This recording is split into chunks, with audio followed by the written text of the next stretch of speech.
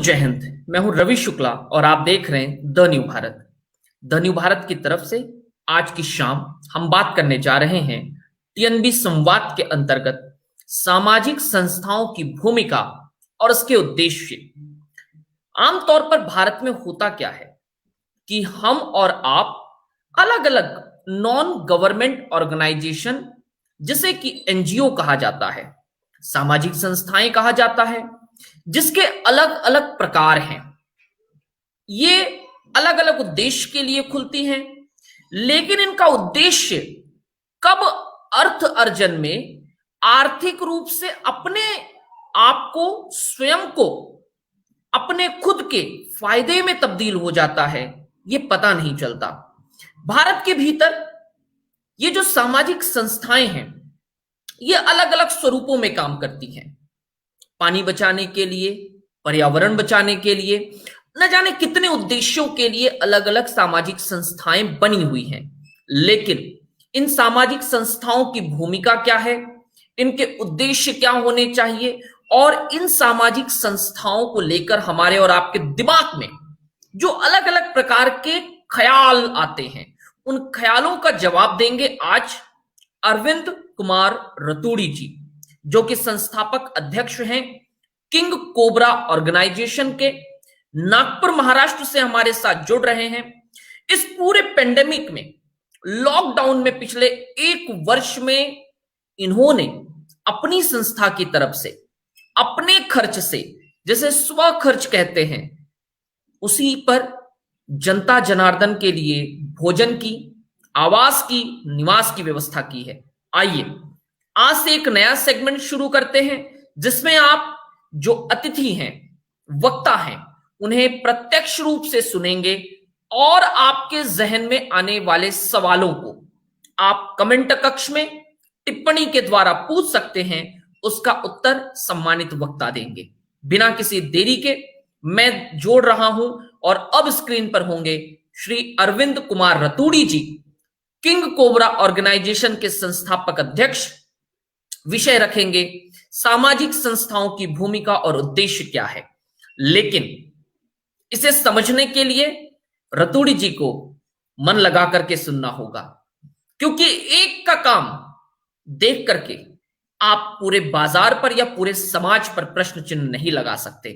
कई ऐसी सामाजिक संस्थाएं हैं जो बेहतर कार्य करके इस समाज को ऊपर लाने का कार्य कर रही है। सीधे जोड़ रहा हूं अरविंद कुमार रतूड़ी जी को। अरविंद जी, प्लीज। जी, सबसे पहले मैं आपके मीडिया हाउस, हमारे सभी सामाजिक, राजनीतिक और हमारे जो श्रोता लोग हैं, मेरे राज्यवासी, नागपुरवासी, देशवासी, सभी को मैं दंडवत प्रणाम करते हुए अभिवादन, अभिनंदन और वंदे मातरम कहता हूं। मैं ये कहना चाहता हूं कि सामाजिक संस्थाओं की भूमिका और उद्देश्य, ये जो आज का विषय है, ये एक जटिल विषय है। जटिल विषय इसलिए कहता हूं मैं कि अधिकतर क्या देखने को मिलता है कि अगर किसी को पूछा जाता है कि आप क्या करते हो, तो उनका कहना होता है मैं समाज सेवा करता हूं। समाज सेवा कार्य नहीं है, समाज सेवा एक धर्म है, एक जुनून है। कार्य होता प्रोफेशनल, जैसे प्रॉपर्टी का है, छोटा मोटा व्यवसाय का है, बड़े व्यवसाय का है, वो होता काम। ये होता कार्य, हमारा जुनून, हमारा एम और हमारा अपने समाज के प्रति, हमारे देश के प्रति दायित्व, समर्पण, उसे कहते हैं सामाजिक कार्य। आज देखने में ये मिलता है कि कहीं थोड़ा हम लोगों को संकुचाहट होती है, मन में संकोच होता है कि किसी को कहते हैं हम सामाजिक संस्थाएं चलाते हैं। अधिकतर बोलने में मुझे थोड़ा हिचकिचाहट भी हो रही है और क्षमा के साथ कहना चाहूंगा कि सामाजिक परिक्षेत्र में लोगों ने कमर्शियल काम करने चालू कर दिए। एक तरफ हम एक सामाजिक झंडा उठा के चलते हैं कि हम समाज सेवा करते हैं, हम राष्ट्र के लिए समर्पित हैं, राष्ट्र धर्म सर्वोपरि। मगर दूसरी तरफ देखने को मिलता है कि बहुत सारे सामाजिक कार्यकर्ता जनसंपर्क कार्यालय ऐसे कुछ बोर्ड लगा देते ऑफिसों में, और वहां से लोग अपनी आर्थिक कमाइयां चालू करते हैं। इससे क्या होता है, एक कहावत है कि एक मछली सारा तालाब को गंदा करती है। उससे शर्मिंदगी हो जाती है अगर कोई सामाजिक कार्यकर्ता समाज कार्य की आड़ में, एक जुनून की आड़ में अगर पैसा कमाता, कमर्शियल कमाता, ये गलत है। हमारे सामाजिक संस्था king cobra organisation, youth force और जितनी मेरी और संस्थाएं हैं, हमारे एक उद्देश्य है सर्वधर्म सर्वकर्म, निष्पक्ष निर्भीक निडर होकर समाज के लिए काम करना, देश को समर्पित होना। हमारा उद्देश्य है कि समाज का कोई भी व्यक्ति, चाहे वो किसी भी प्रांत का हो, किसी भी भाषा का हो, किसी भी राज्य का हो, या कोई भी झंडा उसको लाल पीला नीला हरा काला झंडा किसी भी प्रकार का हो, उस व्यक्ति को, उस व्यक्ति के परिवार के आखिरी व्यक्ति तक, लाइन में जो आखिरी खड़ा है, उस व्यक्ति को स्वास्थ्य का लाभ मिले और स्वास्थ्य सरकार की तरफ से मिले। दूसरा है शिक्षा का उद्देश्य, मूलभूत उद्देश्य शिक्षा का, कि हर परिवार के सदस्य को शिक्षा मिले, सरकारें फ्री शिक्षा मुहैया करवाए, हमारा राज्य, हमारा देश, हमारा शहर भ्रष्टाचार मुक्त हो। आज आदमी 2 वक्त की रोजी रोटी कमाने के लिए व्यतीत है। आज दुर्भाग्य है कि हमारे पास बहुत सारे ऐसे उदाहरण देखने को मिल रहे हैं कि 2 वक्त की रोटी के लिए अपने परिवार को कसम कसम छोड़ रहा है व्यक्ति। आर्थिक तनाव है, मानसिक तनाव है, शारीरिक तनाव के दौर से गुजर रहा है। तो ये हम सामाजिक कार्यकर्ताओं की, हम संगठन वालों की, एनजीओ वालों की जिम्मेदारी बनती है कि हम लोग उन लोगों को, जो लोग कहीं ना कहीं इन दौर से गुजर रहे हैं, मानसिक दौर से, शारीरिक दौर से, आर्थिक दौर से गुजर रहे हैं, उन लोगों को मोटिवेट करें, उनको हम लोग इस कदर रुझान बनाए जिंदगी के प्रति कि इनके जिंदगी में कभी निराशा ना आए। आज शिक्षा का बाजारीकरण हो गया है, व्यवसायीकरण हो गया है। अगर एक मध्यम वर्गीय परिवार को, मध्यम वर्ग में ऊंचा वर्ग और निम्न वर्ग, 2 वर्ग आते हैं, मध्यम वर्ग को अगर अपने बच्चे को डॉक्टर बनाना है तो बड़ा दुर्भाग्य के साथ कहना पड़ रहा है कि शायद ही वो सपना पूरा हो पाए, क्योंकि ये शिक्षा प्रणाली हमारे देश में बहुत महंगी हो चुकी है। तो मेरी संस्था का उद्देश्य है कि हम लोग शिक्षा प्रणाली को एक सरल स्वरूप में लाएं। सरकारें, चाहे राज्य सरकारें हो, चाहे केंद्र सरकार हो, मिलके समन्वय के साथ काम करें और इनका एक मोटिवेट ये हो कि प्रत्येक व्यक्ति को ऊंची शिक्षा, अच्छी शिक्षा मिले। अगर कोई गरीब व्यक्ति, किसी दर्जी का, मोची का, रिक्शा चलाने वाले का, ऑटो चलाने वाले का, होटल में काम करने वाले का, कपड़े की दुकान में काम करने वाले का, सावजी ठेले चलाने वाले का, समोसे बेचने वाले का, किसी का लड़का अगर पढ़ने में बहुत अच्छा है और वो चाहता है कि वो डॉक्टर बने, इंजीनियर बने, लेकिन उसके सपने दम तोड़ देते हैं। इसलिए दम तोड़ते हैं कि हमारे देश में जो शिक्षा प्रणाली बहुत ऊंची हो गई है, कम से कम 30 से 35 करोड़ एडमिशन लगता है, जिसका कोई रिकॉर्ड नहीं है। अंदरूनी खाने से पैसा देना पड़ता है, सेटिंग करनी पड़ती है। तो ये दुर्भाग्य है हमारा कि सामान्य व्यक्ति का सपना दम तोड़ देता है, वो बच्चा डॉक्टर नहीं बन पाता है। ऐसे इंजीनियरिंग के क्षेत्र में है, ऐसे बहुत सारे क्षेत्र में कि जहां शिक्षा व्यवसाय और बाजारीकरण के कारण दम तोड़ रही है, सामान्य वर्ग आगे आना मुश्किल है उसका। दूसरा सब्जेक्ट है स्वास्थ्य। दुर्भाग्य के साथ कहना पड़ रहा है कि हमारे देश की 40% आबादी आज भी फुटपाथ पे सोने को मजबूर है, स्वयं के घर नहीं उनके पास। सरकारें घोषणाएं बहुत लंबी करती हैं, हर सरकारें, कोई भी हो, किसी भी पार्टी की सरकारें घोषणाएं करती हैं, मगर असली जामा पहनाने में सरकारों को काफी साल लग जाते हैं। उस साल में कई लोग बीमारियों से दम तोड़ देते हैं, कई लाइलाज बीमारियां, कई बीमारियां फैल रही हैं हमारे देश में, जिसकी रोकथाम करना जरूरी है। और मैं ये कहना चाहूंगा कि हर चीज को सरकारों पर निर्भर नहीं रहना है, शासन प्रशासन पर निर्भर नहीं रहना है।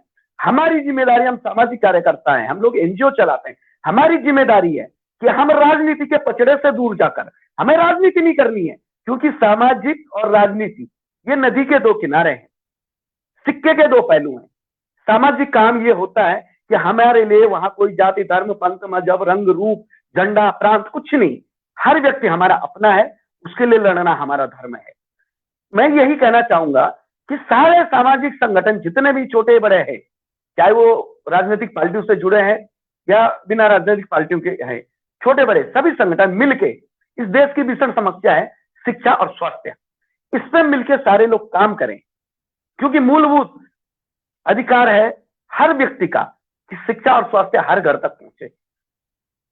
हर परिवार का सदस्य, हर आखिरी पंक्ति में खड़ा हुआ व्यक्ति जो स्वास्थ्य के अभाव में दम तोड़ देता, कुपोषण से दम तोड़ देता, कैंसर समान गंभीर बीमारियों से दम तोड़ देता है, उन लोगों को हम लोग जन जागरण के माध्यम से, ये हमारी नैतिक जिम्मेदारी, जन जागरण के माध्यम से बीमारियों के बारे में बताएं, सरकारों से अनुरोध करें कि सरकारें सामने आए। हम लोग मदद के लिए 24 घंटे तैयार हैं, आप हमारी मदद लें। हम लोग शिविर लगाना चाहते हैं, हम लाइलाज बीमारियां हैं, कैंसर है, महिलाओं के अंदर में सबसे भीषण गंभीर समस्या आ रही स्तन कैंसरों की। आजकल तंबाकू कर रहे लोग ज्यादा इस्तेमाल कर रहे हैं, मुंह का कैंसर, गले का कैंसर, ये एक गंभीर समस्या हो गई है। लोग छुपाते हैं इन चीजों को, लेकिन ये छुपाना नहीं है। इसके लिए भी हमें जन जागरण मुहिम चलानी है, जो काफी विगत सालों से मेरा संगठन किंग कोबरा ऑर्गेनाइजेशन चलाते आ रहा है। तो हम लोगों को स्वास्थ्य और शिक्षा के ऊपर बहुत ज्यादा ध्यान देने की जरूरत है। प्रत्येक व्यक्ति अगर सुशिक्षित होगा, गरीब का बच्चा पढ़ेगा, आगे बढ़ेगा, तो ही भारत देश आगे बढ़ेगा, और तब हमारा एक सपना साकार होगा, एक भारत श्रेष्ठ भारत, और हम विश्व गुरु बनने की तरफ अग्रसर रहेंगे। मगर तब ना, जब आखिरी बच्चा, आखिरी पंक्ति का गरीब का बच्चा भी, मोची का बच्चा भी, नाई का बच्चा भी, ऑटो वाले का बच्चा भी, घर में झाड़ू पोछा करने वाली सम्मानित महिला जो हमारी मां नारी शक्ति है, उसका बच्चा भी पढ़े लिखे, शिक्षा फ्री हो, स्वास्थ्य फ्री हो। ये दो मूलभूत उद्देश्य हमारे, कि इन दो मूलभूत उद्देश्यों पे हर संगठन को काम करना है। अगर देश स्वस्थ है, देश में बच्चे पढ़े लिखे हैं, हमारी आबादी पढ़ी लिखी ज्यादा है, हमारा परसेंटेज ज्यादा, प्रतिशत ज्यादा पढ़ाई लिखाई में, और हम स्वस्थ हैं, तो यकीन मानिए भारत को विश्व गुरु बनाने से कोई नहीं रोक सकता है। मगर विश्व गुरु हम अपाहिज होके नहीं बन सकते हैं, भूखे पेट रह के नहीं बन सकते हैं, कुपोषण में रह के नहीं बन सकते हैं। इसके लिए हमें परिपूर्ण रूप से सक्षम बनना होगा, परिपूर्ण रूप से प्रत्येक बच्चा स्वस्थ रहना पड़ेगा। कुपोषण की दर बहुत ज्यादा है, खासकर हमारे महाराष्ट्र के कुछ ग्रामीण हिस्से हैं, भारत देश के बहुत सारे ऐसे ग्रामीण सुदूर हिस्से हैं जहां कुपोषित मां भी कुपोषित है, बेटा बेटी भी कुपोषित है, गर्भ में जो बच्चा होता है वो भी कुपोषित है। तो जब हम अपने भारत को कुपोषित बच्चा पैदा करेंगे, वो मां कुपोषित होंगी, कुपोषण के शिकार ये लोग होंगे, तो क्या सही में हम सक्षम भारत बना पाएंगे? क्या हम अपने उद्देश्य की परिभाषा को आगे बढ़ा पाएंगे? कभी भी नहीं, क्योंकि सबसे पहले स्वस्थ रहना जरूरी है। उसके बाद आता है शिक्षा। शिक्षा का मूलभूत उद्देश्य होना चाहिए। आज शिक्षा का बाजारीकरण जो चल रहा है, उस बाजारीकरण के दौर को रोकना है। अगर किसी गरीब के बच्चे को मैंने बोला अगर उसे एमबीबीएस करना, डॉक्टर बनना है, समझ लो वो किसी भी जाति धर्म पंथ मजहब रंग रूप से आता हो, सब्जेक्ट विषय वो नहीं है। विषय ये है कि वो बच्चा, अगर गरीब का बच्चा परसेंटेज कुछ कम आ गए और उस बच्चे का सपना है कि उसे डॉक्टर ही बनना है, लेकिन आर्थिक तंगी के कारण वो डॉक्टर बनने के सपने दम तोड़ देते हैं उसको, तो क्या सरकारें ये कर सकती हैं कि सामान्य व्यक्ति का बच्चा भी आगे बढ़ के डॉक्टर बन सकता है, एमबीबीएस बन सकता है, अच्छा सर्जन बन सकता है? दुर्भाग्य है कि हमारे देश में कुछ दौर पहले ऐसा एक दौर चला था कि बहुत पढ़ लिख के बच्चे विदेशों चले जाते थे, विदेश में अपना कैरियर बनाते थे, और यहाँ पे स्वास्थ्य सेवाएं चरमराने लगती थी। तो ये दौर वापस आना चाहिए। सरकारों ने सोचना चाहिए कि हमारे देश में अगर कोई लड़का पढ़ना लिखना चाहता है, वो सुदूर गांव का हो, शहर का हो, गरीब का हो, अमीर का हो, अगर वो बच्चा पढ़ना चाहता है, वो डॉक्टर बनना चाहता है, वो सेवा देना चाहता है अपने देश को, अपने देश को, राष्ट्र को मजबूत बनाना चाहता है, जो हमारी सेवाएं चरमरा गई हैं वो मजबूत बनाना चाहता है, तो सरकारों ने उससे सहयोग करना चाहिए। और ये जो लाखों करोड़ों की फीस का पैकेज है, इस फीस के पैकेज के बारे में सोचना चाहिए कि कहीं ना कहीं शिक्षा का बाजारीकरण जो हो रहा है उसे रोका जाए, क्योंकि शिक्षा का बाजारीकरण रोकना जरूरी है। मूलभूत अधिकार है शिक्षा और स्वास्थ्य। अगर शिक्षा अच्छी हो, स्वास्थ्य अच्छा हो, तो देश सक्षम बनेगा, विश्वगुरु बनेगा। मेरा यही सोचना है। और हर सामाजिक संगठन ने, छोटे बड़े जितने भी सामाजिक संगठन है, चाहे राष्ट्रीय स्तर पे काम करते हो, राज्य स्तर पे काम करते हो, शहरी स्तर पे काम करते हो, या इंटरनेशनल स्तर पे काम करते हो, उन लोगों से मेरी मार्मिक अपील है, मैं अरविंद कुमार रतूड़ी ये कहना चाहूंगा कि हम लोग आपसी मतभेदों को अपने मजबूत राष्ट्र के लिए कुछ समय के लिए मतभेदों को दूर रखें, भूल जाएं आपस के मतभेदों को। हम अपना रंग भूल जाएं, हम अपना झंडा भूल जाएं, अपनी जाति धर्म पंथ मजहब भूल जाएं। हम सिर्फ यही याद रखें, हमारा प्रथम उद्देश्य है राष्ट्र मजबूत हो, हमारा धर्म है राष्ट्र धर्म। हम चाहते हैं आखिरी व्यक्ति, सबसे गरीब आदमी जो रोजमर्रा की जिंदगी में पिस रहा है कि मैं 2 वक्त की रोटी कैसे लाऊं, मैं परिवार को कैसे चलाऊं, उसका बच्चा, जब मां निकलती है, मां भी काम पे निकलती है, बाप भी काम पे निकलता है, मां को पीठ या पेट पे उस बच्चे को बांधना पड़ता है, तो मेरा भविष्य, मेरे देश का भविष्य क्या उस पीठ पे बंधी हुई मां के पेट पे लिपट के रह जाएगा? क्या वो बच्चा आगे नहीं बढ़ेगा? क्या उससे शिक्षा का मूलभूत अधिकार नहीं मिलेगा? तो ये सिर्फ राजनेताओं ने नहीं सोचना चाहिए, हम सामाजिक कार्यकर्ताओं ने भी सोचना चाहिए, हम एनजीओ वालों ने भी सोचना चाहिए। हम भी कुछ समय निकालें, उन गरीब के बच्चों को पढ़ाने के लिए एक पहल करें कि अगर मेरे घर में हम पढ़े लिखे हैं, मैं पढ़ा लिखा हूं, मेरी बेटी पढ़ी लिखी है, मेरी पत्नी पढ़ी लिखी है, मेरे पड़ोस में पढ़े लिखे लोग हैं, तो हम कुछ समय निकालें उन बच्चों को पढ़ाने के लिए। हम पुरानी पुस्तकों को रद्दी में बेच देते हैं, क्या ये उचित है? 5 रुपए किलो, 10 रुपए किलो रद्दी में टोकनी में डालना उचित नहीं है। उन पुस्तकों को हम उन लोगों को दान करें जिनके घर में पुस्तकों की कमी है, वो बच्चा पढ़ना चाहता है, उनको आगे बढ़ाए। स्वास्थ्य सेवाओं को चरमराना नहीं रहे हम लोग, क्योंकि स्वास्थ्य मूलभूत अधिकार हो गया। स्वास्थ्य, डॉक्टर बनने के सपने दम घोट रहे हैं। अगर इस देश में कोई बच्चा पढ़ लिख के उसके बाद आर्थिक परिस्थिति अगर उसके पिताजी की अच्छी है, वो डॉक्टर बन जाता है, वो बच्चा डॉक्टर इस धरती पे अपनी यहाँ भारत माँ की गोद में डॉक्टर बनता है, संघर्ष करके डॉक्टर बनता है। मगर दुख तब होता है जब वो बच्चा सेवाएं देने विदेश चला जाता है, और यहाँ हम लोग गरीब लोग दम तोड़ देते हैं, गरीब का परिवार दम तोड़ देता है। बड़े दुर्भाग्य के साथ मुझे ये कहना पड़ रहा है कि आज कुपोषित के अलावा हमारे देश में गर्भ अवस्था में मरने वाले जच्चे बच्चे की संख्याएं भी ज्यादा है।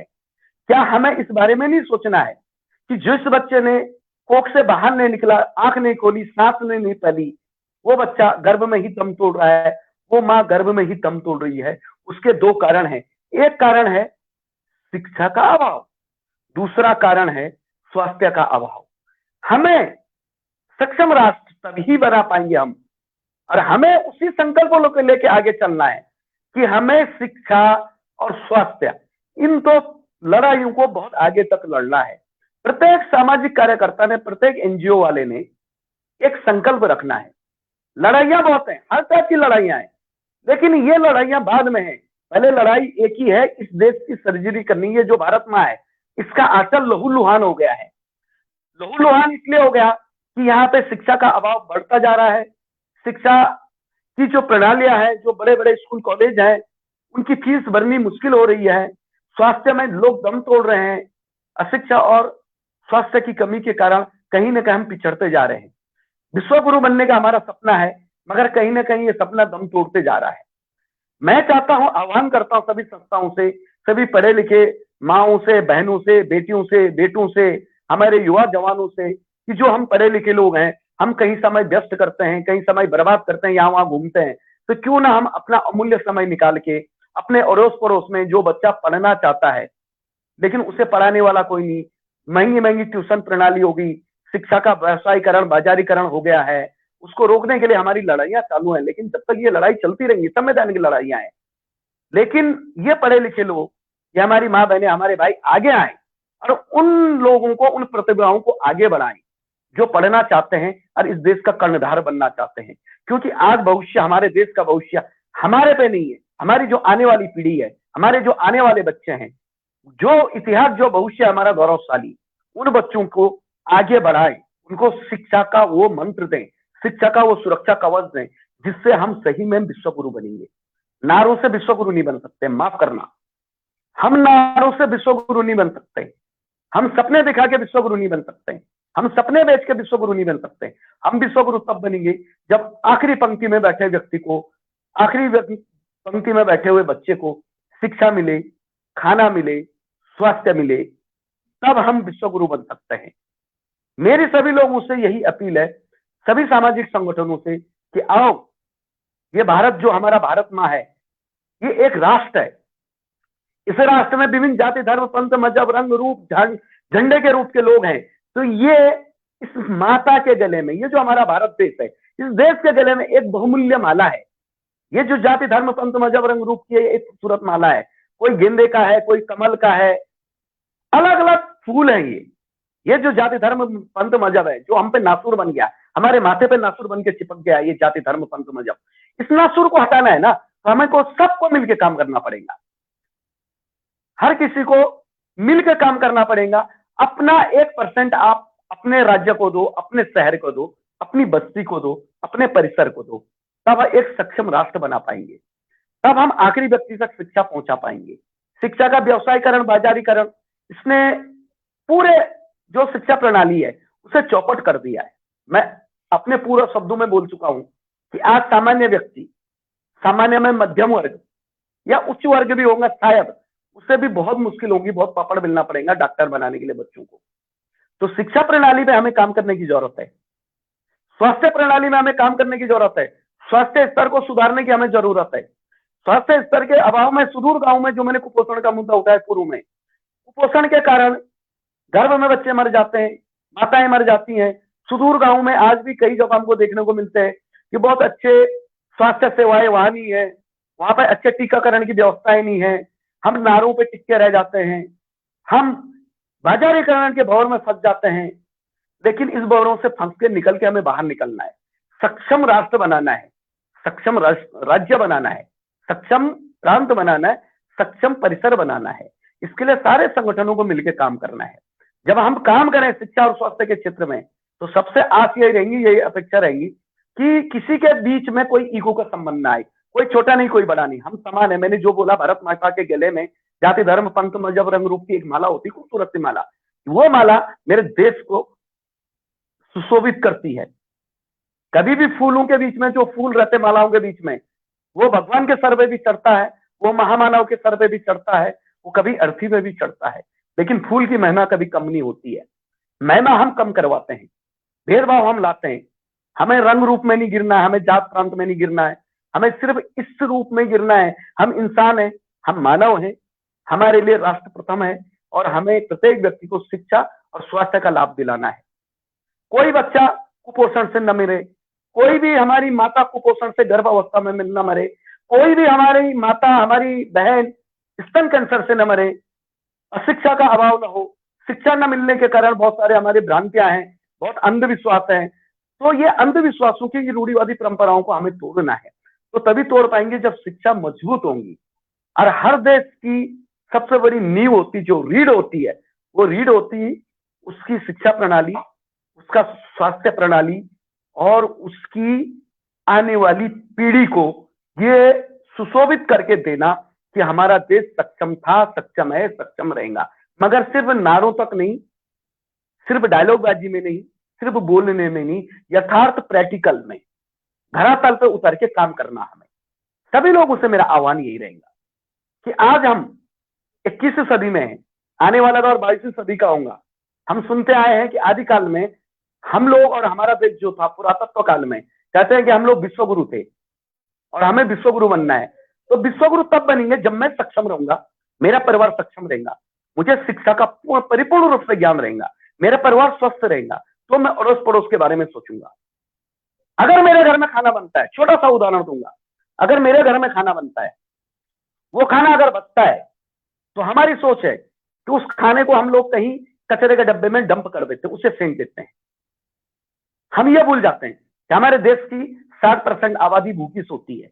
आप देखना, कहीं पुलियाओं के नीचे देखना, उड़ान पुलों के नीचे जाओ, फुटपाथ पे देखो, इस गर्मी के दिनों में भी, बारिश के दिनों में भी, कड़कती ठंड में भी, छोटी छोटी फटी हुई साड़ियों का टेंट लगा के वो परिवार वहां बसते हैं। उन्हें खाना नहीं मिलता, स्वास्थ्य नहीं मिलता, और हम खाना, अच्छा खाना खाने के बाद डब्बों में फेंक देते हैं। मुख्य प्राणी है, ये भी तो हमारे शरीर, हमारे परिवार का हिस्सा है ना, ये भी हमारे देश का हिस्सा है, पर्यावरण के लिए बहुत अच्छा काम करती हैं। तो हम मुख्य प्राणियों तक को वो खाना देना पसंद नहीं करते, हम उन्हें डंप कर देते हैं। तो ये जो हमारी सोच है, इस सोच के दायरे से भी हमें बाहर निकलना है। हमें यह भी सोचना है कि हमारे पड़ोस में, अड़ोस में क्या कोई भूखा तो नहीं सो रहा है, क्या कोई नंगा तो नहीं सो रहा है, क्या किसी के पास बिछोने का अभाव है। हाँ ठीक है, हम ज्यादा मदद नहीं कर सकते, लेकिन इतनी तो मदद कर सकते हैं ना हम कि मेरे घर में अगर 8 रोटी बनती है तो मैं 2 रोटी ज्यादा बना लूं। अगर कोई बच्चा भूखा सो रहा बाजू में, तो इतना मेरा कर्तव्य है, मेरे परिवार का कर्तव्य है। मेरे सभी देशवासी की माताओं को मैं अपील करना चाहूंगा कि आपका कर्तव्य है, किसी बच्चे को आप भूखा सोने न दें, किसी पड़ोसी को भूखा सोना न दें। अगर आपको लगता है कि मैं उस पड़ोसी को पूछूंगा कि आपके घर में खाना है, तो कहीं ऐसा तो नहीं उसका ईगो हट हो जाए या वो हमें गलत समझे।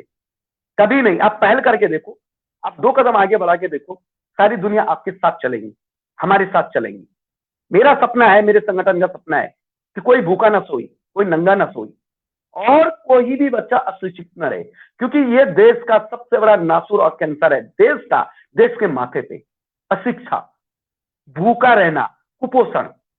इन लड़ाइयों को सबको मिलकर लड़ना है। आज हमारे नागपुर शहर मेट्रो शहर है, हमारी आबादी जो है, जो संवैधानिक आबादी है हमारे नागपुर शहर की, वो संवैधानिक आबादी नागपुर शहर की लगभग 45 लाख की आबाद है, आसपास ही है संवैधानिक सरकारी आंकड़ों के हिसाब से। मेरे संगठन king cobra organisation youth force के हिसाब से ये आबादी, क्योंकि हम भी सर्वे करते हैं शिक्षा और स्वास्थ्य के लिए, ये आबादी लगभग 55 लाख प्लस है, जिसके आंकड़े सरकारों के पास में नहीं है। लेकिन वो भी तो हमारे परिवार का हिस्सा है ना, वो भी तो हमारे शहर का हिस्सा है।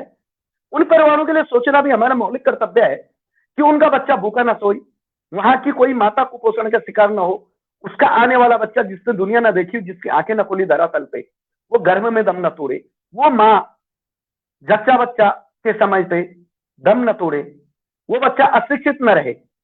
यह भी हमारी मौलिक जिम्मेदारी बनती है, सारी सामाजिक संस्थाओं की मौलिक जिम्मेदारी बनती है कि हम अपने स्तर पर सर्वे करें, हम अपने स्तर पर छोटे मोटे ट्यूशन क्लासेस चलाएं। जरूरत नहीं हमें बहुत बड़े ज्यादा एसी हॉल लगाने की, बहुत सारे इंस्ट्रूमेंट की, हमें जरूरत है खुला मैदान है, बहुत सारे खुले मैदान हमारे नागपुर में। उन खुले मैदानों के अंदर में हम शाम के समय और सुबह के समय सिर्फ 1-1 घंटा भी हम लोग ट्यूशन लेते हैं, उन बच्चों को सुशिक्षित करते हैं। जो बच्चे आने वाले हमारे देश का भविष्य कर्णधार हैं, उन माताओं को छोटी मोटी बीमारी के बारे में बताएं और कोशिश करें कि देश में जो बेरोजगारी का नासूर है, जो सर से पांव तक फैल चुका है और एक खतरनाक नासूर का रूप ले चुका है, तो उसकी जिम्मेदारी सरकारों की नहीं, माफ कीजिएगा, उसकी जिम्मेदारी सरकारों की नहीं है, उसकी जिम्मेदारी हमारी खुद की है। क्योंकि मैं हमेशा सपने पालता हूं कि मेरा बच्चा, मेरा बेटी, मेरा बेटा, मेरे परिवार का सदस्य डॉक्टर ही बनेगा, सरकारी कर्मचारी बनेगा। नहीं, इस सोच से हमें बाहर आना है। ये जो हमारा दायरा है, जो हमारी मानसिकता है, इस मानसिकता को जो हमने बनाया, उस मानसिकता से हमें बाहर निकलना है। इसलिए निकलना है कि काम कोई छोटा और बड़ा नहीं होता है, संवैधानिक काम। अगर मेरा लड़का सरकारी नौकरी उसे नहीं मिलती है, लेकिन वो किसी भी कंपनी में, किसी भी संस्था में इज्जत से काम करता है, अगर वो कहीं झाड़ू भी मार रहा है, मुझे शर्मिंदगी महसूस नहीं होगी। मैं अपने बच्चे पे प्राउड अप करूंगा, मेरी बेटी पे प्राउड अप करूंगा, सैल्यूट करूंगा, क्योंकि मेरी सोच है वर्क इज द गॉड, काम ही पूजा है, this is life and this is the prey. ये सोच हमें रखनी पड़ेगी ना। हम लोग सरकारी नौकरियों के पीछे दौड़ रहे हैं, देश को अपाहिज बना रहे हैं, अपने परिवार को एक झुंझुना पकड़ा रहे हैं परिवार को कि नहीं आज भी कल तो नौकरी लगेगी। छोटा व्यवसाय, छोटे छोटे व्यवसाय करना भी, एक सुई बेचना भी एक व्यवसाय है। तो सुई बेचने वाला कमजोर कैसा हो गया? क्योंकि बहुत सारे काम है जो सुई करती है। जहां तलवार की जरूरत है वहां तलवार ही काम करेंगी, लेकिन जहां सुई की जरूरत है वहां सुई काम करेंगी। तो हम छोटे मोटे व्यवसाय को अनदेखा क्यों करते हैं? छोटे मोटे व्यवसाय को अनदेखा करते हुए उनके प्रति हमारी नजरिया बदल जाता है, हमारी सोच बदल जाती है। ऐसा लगता है ये हमारे समाज का हिस्सा नहीं है। ये भी हमारे समाज का हिस्सा है। पढ़ाई लिखाई का मतलब ये नहीं है कि मैंने बहुत बड़ी डिग्री ले ली तो जरूरी नहीं मेरा बच्चा डॉक्टर बने। मैंने जो पूर्व में कहा है ना कि डॉक्टर बनने के लिए उनको पढ़ाने के लिए भी करोड़ों रुपए लग रहे हैं, टेबल के नीचे से पैसा देना पड़ता है, 40-45 लाख रुपए देने पड़ते हैं। और महीने का पैकेज अलग से आता है 22 लाख से 30 लाख का, जिसमें हॉस्टल का खर्चा होता है, जिसमें आपकी पढ़ाई का खर्चा होता है। तो ये सामान्य वर्ग नहीं दे सकता है। ये सरकारों ने सोचनी चाहिए कि ये शिक्षा प्रणाली को सिंपल सादा बनाया जाए। हर बच्चा, अगर किसी बच्चे का सपना वो डॉक्टर बने जरूर, लेकिन जिसका बच्चा नहीं बन सकता है तो वो अपने बच्चे को व्यवसाय बनाए। क्योंकि हमारे देश के 4 मजबूत स्तंभ हैं: शिक्षा, स्वास्थ्य, समाज सेवा और राजनीति। मैं इस क्षेत्र में मीडिया को इसलिए नहीं लूंगा कि मीडिया एक गॉडफादर की भूमिका निभाती है। हमारी जो मीडिया है वो गॉडफादर है, वो एक मार्गदर्शक है। उसका काम है कि समाज में कहीं बुरा हो रहा है तो उस बुराई के ऊपर में पर्दा न डालते हुए उस बुराई को सबके सामने लाना, उस नासूर, उस फोड़े को सबके सामने लाना और उसकी सर्जरी करना हमारा काम है। कि उसकी सर्जरी हम करें, शासकीय प्रशासकीय रूप से करें, शासन प्रशासन को साथ लेकर करें, या सभी 4 स्तंभ जो मैंने अभी बताए उन 4 स्तंभों को लेकर करें। वो सर्जरी हमें करनी है। मीडिया का काम है जागरूक बनाना, लेकिन हमारा काम है मीडिया को उस रूप में सामने लाना, मीडिया को वो रूप दिखाना जो कभी कभी शायद दुर्भाग्य है कि मीडिया भी उस रूप पर नहीं जा पाई है। दम तोड़ते बच्चे शिक्षा के अभाव में, कौन जिम्मेदार है इसका? इसके जिम्मेदार सरकार, शासन, प्रशासन। हर बार इन्हीं पे उंगली क्यों उठाएं हम लोग? माफ करना, मैं इन पे उंगली नहीं उठाऊंगा, क्योंकि ये जिम्मेदारी हमारी स्वयं की है। मैंने जो पूर्व में कहा कि अगर मैं कहता हूं मैं सामाजिक कार्य करता हूं, मैं कहीं जनसंपर्क कार्यालय के बोर्ड लगाता हूं, तो मुझे ये नहीं सोचना है कि मुझे यहाँ कमर्शियल काम करना है। वो काम नहीं है, वो हमारे जुनून है। देश के लिए, राज्य के लिए, शहर के लिए हमारा समर्पण है। समाज सेवा, समाज सेवा कमाई का जरिया नहीं है। समाज सेवा आपका समर्पण है, हमारा समर्पण है। तो हमें हमारे देश की जो अपाहिज हो चली है स्वास्थ्य सेवाएं, अपाहिज हो चली है शिक्षा सेवा, महंगी हो चली जो शिक्षा सेवा, उसके लिए पहल करने की जरूरत है, उसके लिए काम करने की जरूरत है, सबको साथ लेके चलने की जरूरत है। शासन प्रशासन अगर कहीं कम गिर जाता है तो ये हमारी नैतिक जिम्मेदारी है कि हम प्रस्ताव पास करें, हम स्वयं करें प्रस्ताव पास। हमारे पास बहुत विकल्प है, हमारे पास ग्राम सभाएं हैं, हमारे पास वार्ड सभाएं हैं। हम ग्राम सभाओं के माध्यम से, ग्राम सभा का मतलब मैं एनजीओ अगर चला रहा हूँ, ऑर्गेनाइजेशन, मेरे खुद के पास स्वयं संगठन चल रहे हैं, मैं काफी संस्थाओं से जुड़ा हूं। तो एक संस्था से मैं 2 लोगों को भी लेता हूं, किसी वार्ड प्रभाग के गणमान्य लोगों को, महिलाओं को, बच्चों को साथ लेता हूं। साथ लेके महीने में 2 बार कम से कम लोग मीटिंग का आयोजन करते हैं और ये सोचते हैं कि हमारे परिसर में किस चीज की कमी है, यहाँ क्या लाना चाहिए, क्या यहाँ व्यायाम के लिए, क्या यहाँ स्वास्थ्य के लिए, यहाँ शिक्षा के लिए कोई कमी है। तो हम अपने स्तर पर एक कमेटी बनाए, उस कमेटी का नाम दिया जाएगा ग्राम सभा। गांव के लिए ग्राम सभा और शहर के लिए वार्ड सभा। तो इस स्तर पर काम करने की हमें जरूरत है, सख्त जरूरत है। हर बार सरकारों पर निर्भर नहीं रहना। और जो पूर्व में मैं कह चुका हूं कि हमें, मेरा बच्चा सरकारी कर्मचारी बनेगा तो ही मेरा बच्चा आगे बढ़ेगा, मेरे परिवार आगे बढ़ेगा, इस सोच से हमें बाहर आना है।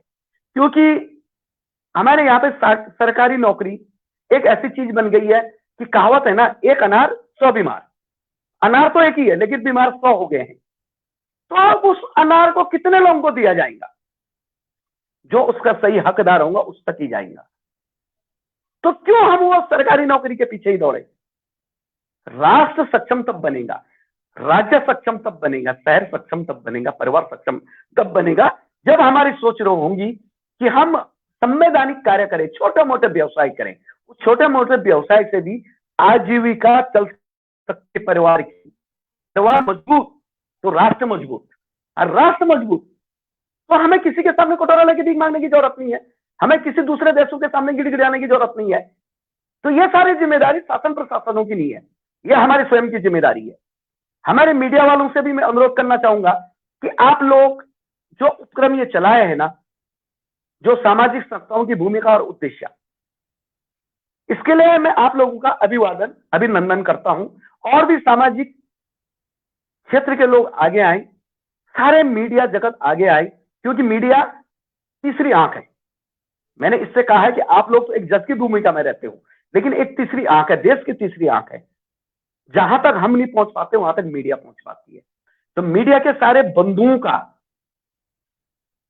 और छोटे या बड़े स्तर पे, वो कोई भी सोशल मीडिया हो, इलेक्ट्रिक मीडिया हो, प्रिंट मीडिया हो, आप लोगों का ये काम है कि आप लोग सरकार के सामने समस्याएं जरूर रखें, लेकिन सभी सामाजिक संस्थाओं के साथ में एक समन्वय बनाएं। हम लोगों को हमारी जिम्मेदारी याद दिलाए। अगर हम रास्ता भटक जाते हैं तो मीडिया हमें रास्ता दिखाए। अगर हम अंधेरे में रहना चाहते हैं तो आप हमें दीपक की रोशनी दिखाए। हर पल हमें हमारा एहसास याद दिलाए कि इस राष्ट्र, इस समाज के प्रति हमारा उद्देश्य क्या, हमें क्या करना चाहिए। हम लोग बार बार सेमिनार बड़े बड़े स्तर पर लेते हैं, अब हमें जरूरत होगी कि समाज के सभी वर्गों को एकजुट आकर एक सक्षम परिवार खड़ा करना है। मैं इसलिए बार बार कह चुका हूं, सक्षम परिवार। एक अनार 100 बीमार, जरूरी नहीं मेरी बेटी डॉक्टर ही बनेगी, लेकिन मेरा सपना जो बनने लायक है डॉक्टर, चाहे वो किसी का भी बेटा हो, निचले स्तर पे हो या ऊंचे स्तर का हो, वो लाखों करोड़ों नहीं दे सकता है। अरे उसकी अभिलाषा है, उसकी इच्छा है, और वो उस दर्जे की पढ़ाई कर चुका है कि वो डॉक्टर बने। वो तो सरकारें ये चीज सोचे। आज ट्यूशन क्लास में भी देखने को मिल रहा है, महंगी महंगी शिक्षा प्रणाली है, गरीब का बच्चा पढ़ नहीं पा रहा, लेकिन अमीर का बेटा बड़ी बड़ी ट्यूशन क्लास ले रहा है। ऑनलाइन ट्यूशन है, वहां पे बड़े बड़े होल्डिंग बैनर्स लगते हैं, 99%, 99.7% कुछ ऐसे लिखे जाते हैं बोर्डों पे। गरीब के बच्चे का मन मर जाता, गरीब का बच्चा, रिक्शा चलाने वाले का बच्चा, होटल में काम करने वाले का बच्चा, कपड़े सिलने वाले का बच्चा, कपड़े की दुकान में काम करने वाले का बच्चा, उसके पेरेंट्स, उसके माँ बाप देखते हैं वहां, तो उनका यही सपना टूट जाता है कि यहाँ बोर्ड पे तो ये लिखा हुआ है कि 97, 99%, तो क्या मैं इतनी फीस दे पाऊंगा? तो इसके के लिए सरकारों ने सोचना जरूर है, लेकिन सरकारों के कान तक ये आवाज सामाजिक संस्थाओं की जिम्मेदारी ले जाना। शिक्षा के व्यवसाय बाजारीकरण को रोकना ये काम सरकार का है, लेकिन सरकार पर अंकुश लगाना हमारा काम है। सामाजिक कार्यकर्ताओं की जिम्मेदारी है कि गरीब का, पंक्ति में आखिरी व्यक्ति जो खड़ा है, जो फुटपाथ पर सो रहा है, 60% आबादी, जिसका बच्चा इस कोमल मन में, बाल मन में जिसका बच्चा पढ़ना चाहिए लेकिन वो बोझ तले दबा हुआ है। माँ सड़क के काम पे जा रही, खेती के काम पे जा रही, बाप सड़क या फिर खेती के काम में जा रहा है और बेटा पीठ पे बंधा है, पेट पे बंधा है, धूप में तप रहा है। ये मेरे देश का भविष्य, मेरे देश का कर्णधार नहीं है। मेरे देश का कर्णधार वो बच्चा बनेगा, वो मजबूत बच्चा जो कोख में भी सुरक्षित होगा लेकिन पीठ पे धूप में नहीं बना होगा, बल्कि वो किसी स्कूल कॉन्वेंट में बैठा होगा। देश का सबसे मजबूत स्तंभ है, पहला मंदिर शिक्षा का मंदिर। शिक्षा अगर सस्ती हो, सुंदर हो और जो शिक्षा नींव से जुड़ी हो, जो हमारी संस्कृति, हमारे कल्चर का ज्ञान हमें दे, हमारा गौरवशाली इतिहास हमें बताए, वो शिक्षा हमारे को अपने बच्चों को देनी है।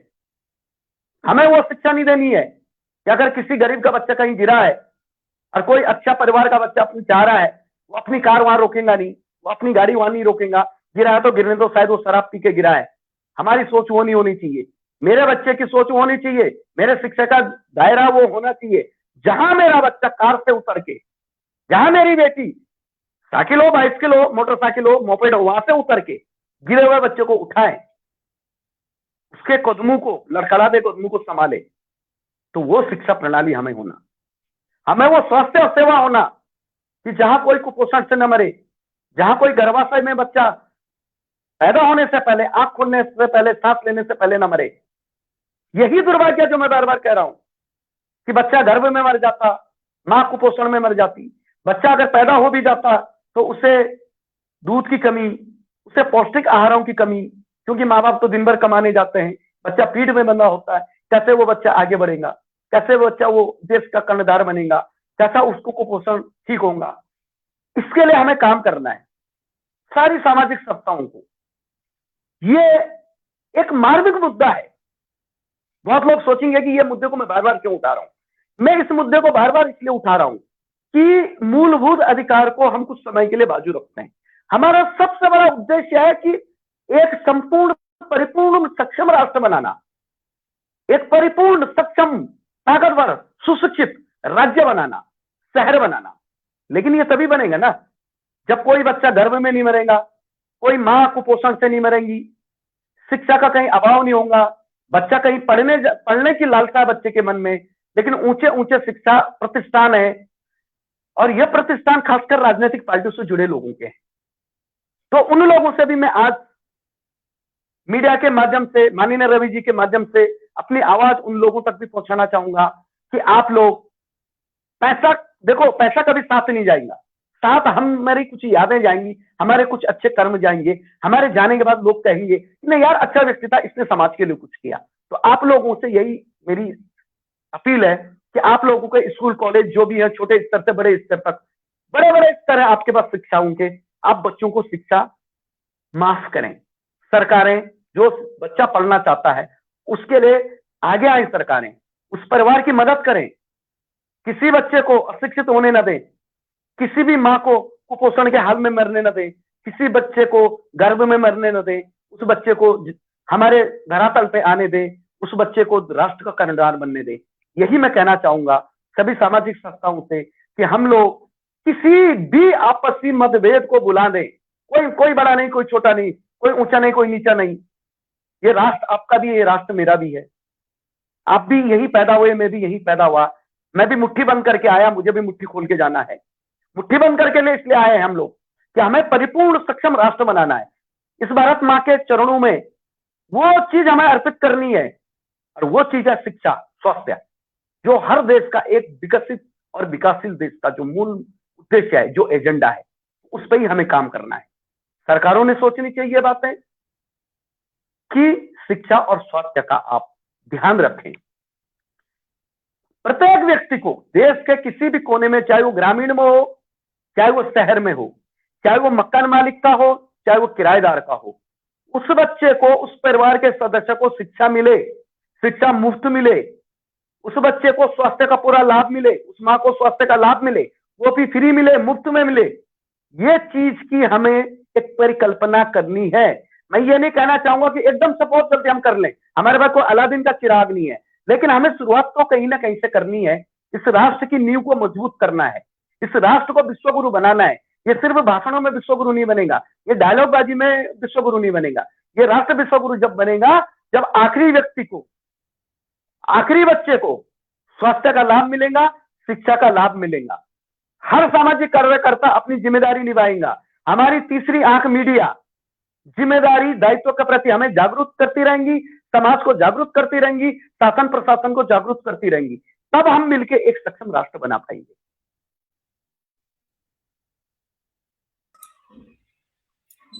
बहुत शुक्रिया। ये थे आदरणीय अरविंद कुमार रतूड़ी जी। अरविंद कुमार रतूड़ी जी ने जिस तरह से आज हमारे बीच में सामाजिक संस्थाओं की भूमिका और उद्देश्य पर प्रकाश डाला, सबसे अच्छी बात जो लगी कि नारों से और वादों से देश का विकास नहीं होता। नारों और वादों से केवल वोट मिलते हैं, चुनाव जीते जाते हैं। इनसे गरीब की गरीबी, समाज के आखिरी वर्ग तक विकास और हर व्यक्ति को शिक्षा नहीं मिल सकती। हमारी और आपकी जिम्मेदारी को हमें समझना पड़ेगा। सामाजिक संस्थाओं की भूमिका है कि वो उद्देश्य को समझ करके एक सेतु का निर्माण करे, ब्रिज जिसे अंग्रेजी में कहते हैं, और वह ब्रिज सरकार, शासन, प्रशासन से होकर के आम जनता, आम नागरिक तक होना चाहिए। आज के लिए इतना ही। कल शाम को 5 बजे फिर से एक शख्सियत हमारे साथ होंगी। हमारे साथ उत्तर प्रदेश से जुड़ेंगे डॉक्टर, जो हमें बताएंगी कोरोना और हमारी लाइफस्टाइल पर। हमारी लाइफस्टाइल पर कोरोना पर बातचीत करने के लिए कल हमारे साथ एक डॉक्टर होंगी टीएनबी डॉक्टर्स एडवाइस में। आज आदरणीय अरविंद कुमार रतूड़ी जी ने सामाजिक संस्थाओं की भूमिका और उद्देश्य पर अपने विचार रखे। इसे तो हम उनका धन्यवाद, आभार व्यक्त करते हैं, और जिन दर्शकों ने अपना कीमती समय दिया उनका भी आभार मानते हैं। धन्यवाद। कल शाम को दोबारा मिलते हैं शाम 5 बजे। जय हिंद। जय हिंद, वंदे मातरम।